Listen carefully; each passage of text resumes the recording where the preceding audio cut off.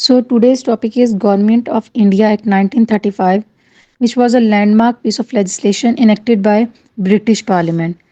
It was a mixed reaction among the major political parties after the failure of round table conferences जो कि 1930 1932 इस time period के अंदर conduct हुई थी ब्रिटिशर्स के दरमियान और सब कॉन्टिनेंट के लोगों के, ठीक है. Basic aim of that Government of India Act to provide a framework for a greater self-governance and mark the last major constitutional reforms before Indian independence in 1947. Basically उसका मकसद क्या था कि एक ऐसा फ्रेमवर्क इंट्रोड्यूस करवाया जाए जिसकी बेसिस पर सब कॉन्टिनेंट जो है या जो भी दो कौमें वहाँ पर आबाद हैं वो सेल्फ गवर्नेंस पे आ जाएं और उसके लिए कह लें कि मार्क किया जाता है या कंसिडर किया जाता है एक लास्ट मेजर कॉन्स्टिट्यूशनल रिफॉर्म जो कि ब्रिटिशर्स की तरफ से बनाई गई थी for the people of subcontinent. अगर हम इसका रीज़न देखें या पर्पस देखें, what is the purpose behind of government of India act 1935, it was designed to address growing demands for the political reforms in India and manage the rising nationalist movement led by the Indian national congress and other political groups. It means कि जो भी उस structure में उस time period में एक scenario create हुआ था कि डिफ़िकल्टीज थी, पास जो थी, जो भी अथॉरिटीज़ थी वो किसके अंडर थी, किसकी कंसिडरेशन में थी, ओनली एंड ओनली ब्रिटिशर्स. अब जाहिर सी बात है कि ब्रिटिशर्स वहाँ पर रूल कर रहे थे.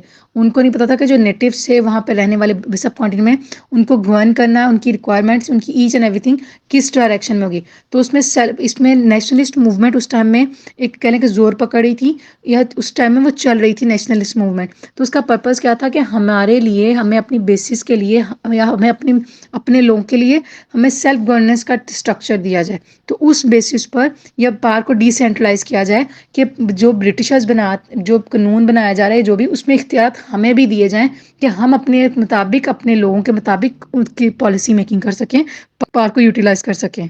इस तरह कह लें आप कि सेंटर जो है वो ब्रिटिशर के पास है, सेंट्रल गवर्नमेंट, और जो प्रोविंसेस का इख्तियार थे वो इंडियंस को ऑटोनॉमी दे दी जाए. इन टू सम एक्सटेंट ये वाला स्ट्रक्चर था जो कि डिमांड की जा रही थी फ्रॉम द साइड ऑफ सब पीपल्स. अगर देखेंगे 1935 एक्ट है क्या था, तो 1935 एक्ट सेम लाइक एक ऐसा कॉन्स्टिट्यूशनल डॉक्यूमेंट था जिसकी बेसिस पर सब कॉन्टिनेंट को गवर्न किया जाता था, रन किया जाता था, चलाया जाता था. उसमें पास की डिस्ट्रीब्यूशन किस बेसिस पर हुई थी. तो अब इसके की फीचर्स, अगर ये मेन फीचर्स जिनकी बात करें तो establishment of all India federation by this act of 1935. जो पार्ट्स हैं वो डिवाइड कर दी गई थी डिफरेंट लेवल्स पर. कुछ इख्तियारात ब्रिटिश गवर्नमेंट ने अपने पास रखे थे जिनको अपने आम अल्फाज में कहूँ तो ब्रिटिश इंडियन प्रोविंसेस, वो इलाके जहाँ पर डायरेक्टली कंट्रोल था या उनको गवर्न किया जाता था from the side of British crown. Princely state से जो कि सेमी ऑटोनमस थे regions ruled by the local prince under British rule. And third one is voluntary participation. It means जो princely states थी, the princely states were not required to join the federation and most opted not to, leading to the federal structure never being fully implemented. It means कि India को introduce करवाया गया था on the structure of federation पर, कि division कर दी थी structure की कि अब यहाँ पर स्ट्रक्चर किस बेसिस पर काम करेगा गवर्नमेंट का, फेडरेशन की बेसिस पर.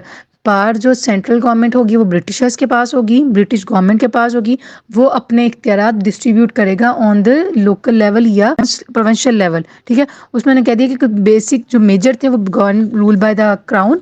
सेकेंडली प्रिंसली स्टेट्स थी जो कि डायरेक्टली कंट्रोल्ड या इन्फ्लुएंस्ड बाय द ब्रिटिशर्स. और थर्ड वन ने कहा था कि प्रिंसली स्टेट्स थी उनको इस चीज़ का राइट दे दिया गया था कि वो किस स्टेट के साथ, मतलब मुस्लिम्स के साथ या हिंदू के साथ या सेपरेटली किस स्ट्रक्चर में आगे रन करेंगी या रूल करेंगी या उसको अपने अपने आप को चलाएंगी. ठीक है. Second one provincial autonomy. Provincial autonomy means के सूबों को खुद मुख्तारी दी गई थी. फेडरेशंस में जब हाईलाइट कर दिया गया कि पावर की डिस्ट्रीब्यूशन होगी तो उसके बाद उनको खुद मुख्तारी दी गई थी या ऑटोनॉमी दी गई थी. This act introduce autonomous governance at the provincial level, giving provinces more control over subjects like agriculture, education and health. It means जो उनके बेसिक अफेयर्स थे, जो बेसिक ज़रूरियात थी, उन बेसिस पर उनको ऑटोनॉमी दी गई थी कि ये आप प्रोविंशियल लेवल के ये डिपार्टमेंट्स हैं या ये आपकी बेसिक क्या है सब्जेक्ट्स हैं, इनके ऊपर आप डायरेक्टली क्या है अपना कंट्रोल अपनी वर्किंग कर सकते हैं, उसमें जो सेंट्रल है वो इंटरफेयर नहीं करेगा। तो उसने कह दी कि फॉर एग्जांपल जैसे एग्रीकल्चर से रिलेटेड था या एजुकेशन की पॉलिसीज थी, एजुकेशन के रिलेटेड जो भी रूल्स एंड रेगुलेशंस थे वो प्रोविंशियल ऑटोनॉमी में चले गए थे, या हेल्थ रिलेटेड जो भी इश्यूज थी, डेवलपमेंट थी for the betterment of health, क्या क्या कंडीशंस होगी या क्या क्या रिक्वायरमेंट्स होंगी, वो सारा उन्हें कह दिया था प्रोविंशियल ऑटोनॉमी में है या प्रोविंसेस के पास वो मैटर्स चले गए थे। But on the other hand Britishers जो थे, ब्रिटिश गवर्नमेंट थी, उन्होंने ये इख्तियार अपने पास रखा था, जो गवर्नर्स थे were still appointed by the British but were expected to act on the advice of ministers in elected provincial legislative body. It means governors जो थे उस टाइम के उनके पास मोर अथॉरिटेटिव बॉडी थी। टू सम एक्सटेंट हम ये कह सकते हैं कि जैसे सेंटर में क्राउन इंजॉय करता था पावर्स को और अथॉरिटीज़ को, सेम लाइक गवर्नर जो थे सब कॉन्टिनेंट में उन किंग के बिहाफ पर, क्राउन के बिहाफ पर वो तमाम के तमाम इख्तियारात को, उन सारे अथॉरिटीज़ को इंजॉय करता था, उनको इम्प्लीमेंटेशन करता था ऑन द कह लें कि एज ऑफ क्राउन, ठीक है, या उसके बिहाफ पर, क्राउन के बिहाफ पर। हाँ, एक नेक्स्ट चीज़ इसमें प्रोविंशियल ऑटोनॉमी में, क्योंकि 1919 एक्ट, ये 35 का जो एक्ट आया था, इससे पहले 1999 में भी एक्ट आया था, उसमें भी सेम ऐसे एक कॉन्स्टिट्यूशनल फ्रेमवर्क दिया था कि जिसके अकॉर्डिंगली सब कॉन्टिनेंट को चलाया जाएगा, गवर्न किया जाएगा। तो उसमें एक सिस्टम इंट्रोड्यूस करवाया था, डायआर्ची सिस्टम, जिसमें था जो पास थी वो डिस्ट्रीब्यूटेड थी बिटवीन टू सिस्टम्स, कि एक सेंट्रल बॉडी अथॉरिटेटिव होगी, एक प्रोविंशियल लेवल पे अथॉरिटेटिव बॉडी होगी। तो इस चीज़ में क्या था, ड्यूल स्ट्रक्चर आ जाता था। तो 1935 में इस स्ट्रक्चर को ख़त्म किया गया या एलिमिनेट किया गया। उसमें क्या था 1935 में in 1935 Government of India Act abolished diarchy at provincial level and introduced it at a federal level. It means उन्हें कह दी कि जो फेडरेशन के लेवल पे है उसमें डायआर्ची का स्ट्रक्चर रखा था कि इख्तियारात का जो from the side of crown उसको यूटिलाइज किया जाता है, जो प्रोविंशियल लेवल पर डायआर्ची का स्ट्रक्चर था उसको रिमूव कर दिया गया था। उसमें प्रोविंसेस को ऑटोनॉमी दे दी गई थी कि जिस प्रोविंस में जैसे फॉर एग्जांपल जिसमें मेजोरिटी मुस्लिम्स की थी वो उस अकॉर्डिंगली रूल करेंगे, गवर्न करेंगे, जिसमें हिंदू थे उसमें उसके अकॉर्डिंगली, और जो प्रिंसली स्टेट्स थी उनके पास राइट था कि वो इनमें से किसी के साथ शामिल होना चाहते हैं या सेपरेटली सेल्फ गवर्नड रहेंगे वो। Third one point is division of power in a way of कि जो इख्तियारात जो गवर्नमेंट के होते हैं उनको डिफरेंट लेवल पर डिस्ट्रीब्यूट किया जाता है। तो उसमें 3 कैटेगराइज की गई थी, फेडरल लिस्ट थी, प्रोविंशियल लिस्ट थी एंड कॉन्करेंट लिस्ट थी। फेडरल लिस्ट जो मेजर स्टेट के इख्तियार होते हैं उनको सेंट्रल गवर्नमेंट ने या फेडरल ने अपने पास रखा था, subject like defence, foreign affairs, currency, और इससे रिलेटेड जो सेंट्रल गवर्नमेंट की जुरिस्डिक्शन में आते हैं अंडर द सेंट्रल गवर्नमेंट, वो उनके पास रहेंगे। सेकेंडली थी प्रोविंशियल लिस्ट, उसमें क्या कहते हैं subject like health, education, local law enforcement, वो किसकी कंसिडरेशन में या किसके कंट्रोल में चले गए, प्रोविंसेस की कंट्रोल में। और थर्ड वन जो लिस्ट थी वो थी कॉन्करेंट लिस्ट, उसमें क्या था both from the side of federal list and provincial list, दोनों में से क्या है लेजिस्लेट दोनों के पास था लेजिस्लेट करने का। बट उसमें जो प्रिवेल करता था, अगर किसी किस्म का कॉन्फ्लिक्ट आ जाता था दोनों कैटेगरी, दो 10 मेंबर्स प्रोविंशियल मेंबर लिस्ट में से और 10 ही फेडरल लिस्ट में से, उनमें कोई ऐसा इशू जो इन दोनों में इख्तियारात में कोई क्लैश आ जाता था, तो उसमें हमेशा कॉन्करेंट की बेसिस पर फेडरल लिस्ट को प्रिवेल करता था या उसको इंपॉर्टेंस दी जाती थी, उसको बात को कंसिडर किया जाता था। इस तरह अगर हम पाकिस्तान का 1973 का कॉन्स्टिट्यूशन देखें तो उसमें भी ये कॉन्करेंट लिस्ट एग्जिस्ट करती थी, बट आफ्टर अमेंडमेंट इसको ख़त्म कर दिया गया कॉन्करेंट लिस्ट को। Next one topic is expansion of franchise. It means कौन लोग वोट दे सकेंगे। पहले जो था परसेंटेज वो 5% पॉपुलेशन थी जो वोट कास्ट कर सकते थे या एलिजिबल थे वोट के लिए। तो इस एक्ट में क्या है, the act increase the number of people eligible to vote through the franchise remain limited about 10% of the population based on property tax and education qualification. It means उन्होंने characterise कर दिया कि इन बेसिस पर 10% लोगों को हक हासिल होगा या पूरी अवाम में से सिर्फ 10% लोग जो है वो वोट कास्ट कर सकेंगे। ठीक हो गया। Next one point is separate electorates, it means इसमें सेपरेट इलेक्टोरेट्स को इनका कंसेप्ट इंट्रोड्यूस करवाया गया था. This act extended communal representation with separate electorates for Muslim, Sikhs and Anglo Indians and other minorities. It means इस act में जो 1935 का था उसमें जो माइनॉरिटी कहने के सब्जेक्ट से स्टेट के उनको भी प्रॉपर रिप्रेजेंटेशन दी थी on the basis of communal या कंसेप्ट ऑफ कम्युनल रिप्रेजेंटेशन. और ये जो प्रोविजन इंट्रोड्यूस करवाई गई थी इसका मकसद क्या था कि इंश्योर करना कि जो माइनॉरिटी रिप्रेजेंटेशन है वो क्या है, प्रॉपर बेसिस पर उनको भी पार्टिसिपेट करने का राइट हासिल है या वो भी स्टेट का हिस्सा होंगे. Next one point is creation of new provinces. New provinces were created such as Sindh, Orissa and northwest frontier of province. First of all Sindh जो था वो बॉम्बे का पार्ट था, तो सिंध को बॉम्बे से अलग कर दिया गया था. फिर ओडिशा जो था उसको सेपरेट स्टेटस दिया था एक प्रोविंस का.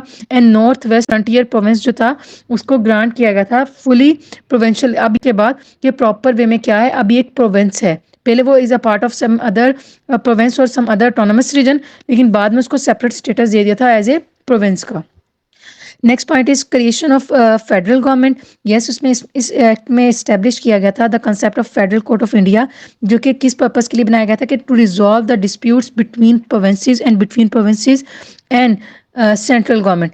डिस्प्यूट ऑफ प्रोविंसेस, ठीक है, और बिटवीन प्रोविंसेस, कि अगर प्रोविंसेस के कोई इश्यूज हैं, कॉन्फ्लिक्ट्स हैं, उनको रिजॉल्व किया जाए, या बिटवीन प्रोविंसेस है उसको, या प्रोविंसेस और सेंट्रल के गवर्नमेंट में, सेंट्रल गवर्नमेंट के दरमियान में कोई इश्यूज, कोई कॉन्फ्लिक्ट्स आते हैं, कोई मैटर्स ऐसे बनते हैं जिसकी बेसिस पर क्लैशेस आते हैं, तो उसको रिजॉल्व करने के लिए इसको ख़त्म किया जाएगा किस फेडरल कोर्ट ऑफ इंडिया के तहत. कोर्ट की एस्टेब्लिशमेंट का वो एक्ट जारी किया गया था. ठीक है, this was a precursor to the current Supreme Court of India के, मतलब वो कहते हैं कि एक तरह से इसने जो इंडिया की अब सुपीरियर कोर्ट है सुप्रीम कोर्ट, तो उसके लिए एक बेसिस दी थी उसी स्ट्रक्चर में. Next one point is governor general pass. Basically governor को राइट्स थे, जिसमें मैंने ऊपर भी पहले भी बात की कि गवर्नर के पास इख्तियारात थे मेजर आफ्टर सेम लाइक जैसे सेंट्रल में या मेन अथॉरिटी में क्राउन एंजॉय करता था, सेम लाइक प्रोविंशियल लेवल पर क्या है, गवर्नर के पास मोर अथॉरिटीज या मोर पावर्स होती थी. उसमें उसने बेसिकली बात की है कि governor general retained significant powers including voting legislation है, control over defence and external affairs हैं, even though authority to issue ordinance during emergencies, कि गवर्नर के पास राइट था कि किसी भी किस्म का ऑर्डिनेंस जारी कर सकता था ड्यूरिंग इमरजेंसी सिचुएशन. और सेम लाइक ब्रिटिश क्राउन जो इंजॉय करता था या मेंटेन करता है अपना एक status on the central government, central body, ऐसे ही गवर्नर को इख्तियार था या गवर्नर के पास अथॉरिटी थी कि वो सब कॉन्टिनेंट में उसी बेसिस के ऊपर एक्ट करता था, सेम लाइक या on the behalf of crown. Basically जो ये एक्ट था, इसमें नेक्स्ट है बर्मा एंड एडन सेपरेटेड. ये जो गवर्नमेंट ऑफ इंडिया एक्ट था ये लॉन्ग डॉक्यूमेंट था, कॉन्स्टिट्यूशनल डॉक्यूमेंट या रिफॉर्म्स थे जो कि इंट्रोड्यूस करवाए गए थे फॉर द डेवलपमेंट या गवर्नमेंट ऑफ सब कॉन्टिनेंट. तो उसमें बर्मा को भी ऐड किया गया था.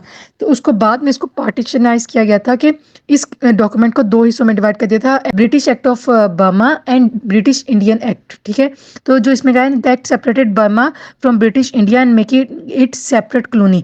जो पहले इज अ पार्ट ऑफ सब कॉन्टिनेंट था उसको उससे सेपरेट करके, ब्रिटिश इंडिया का जो पार्ट था उसको सेपरेट करके एक सेपरेट कॉलोनी बना दी गई थी. ठीक हो गया.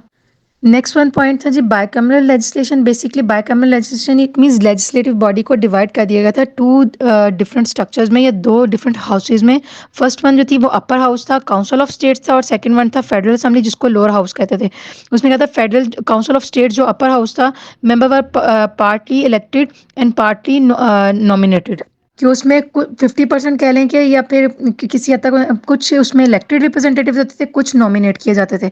और फेडरल असेंबली जो थी मेंबर्स वर इनडायरेक्टली इलेक्टेड, कि उसके जो मेंबर्स थे फेडरल असेंबली या लोअर हाउस जो के, जिस हम पाकिस्तान की बात करते हैं, parliament has a to houses, first one is senate and second one is national assembly. Same like उस टाइम में उन्होंने जो इंट्रोड्यूस स्ट्रक्चर करवाया था उसमें भी उसको टू या बाइकैमरलिज्म पर इंट्रोड्यूस करवाया था, जिसमें टू हाउसेस थे.